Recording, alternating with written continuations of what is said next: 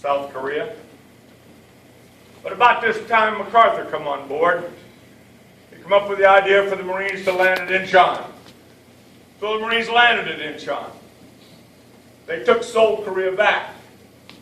And with the help of the UN troops, they pushed the North Koreans back across the 38th parallel. But 1 month after the Incheon landing, there was another landing. You see, Incheon is on the west side of Korea. It is south of the 38th parallel. Well, there was another landing on the east side of Korea, north of the 38th parallel, with the Army and the Marines. They landed at a port called the Port of Busan. But when they landed, there was no one there. North Koreans had already left and gone north up to the Yalu River. It wasn't even necessary. But the Army held that port until December of 1951. Or actually 1950. That's the time the Chinese entered the war. They chased the Marines out of the Chosin Reservoir. They chased the Army out of the Port of Busan. They chased them back across the 38th parallel. They took back Seoul, Korea again.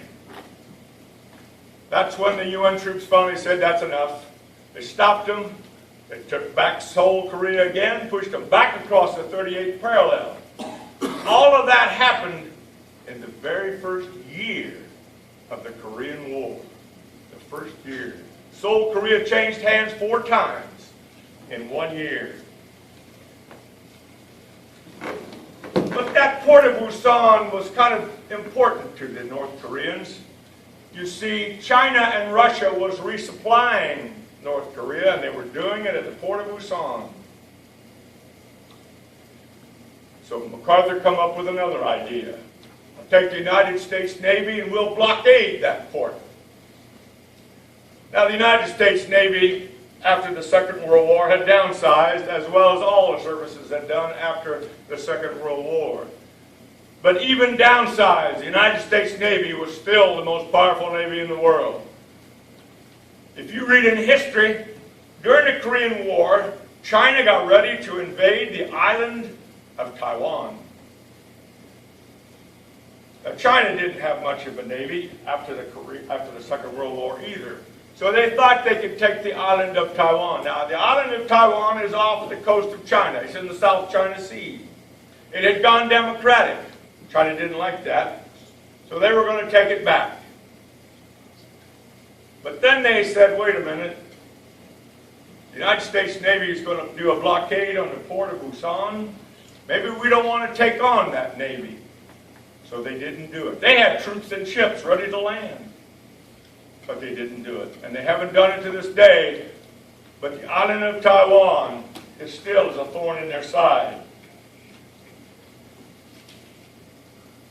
Now, there was no big naval battles during the Korean War.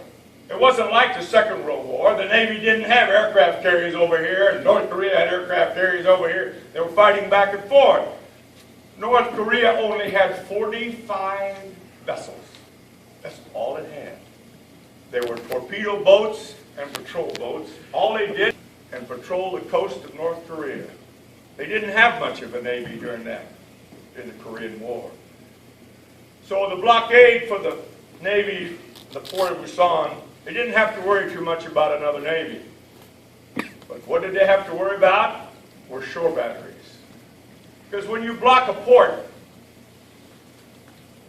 you can put shore batteries, artillery all around, right on the land, and fire at the ships. A daily routine in the blockade of the port of Busan.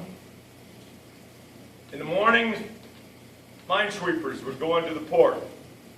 Find mines, blow them up, mark them, take them out, whatever they needed.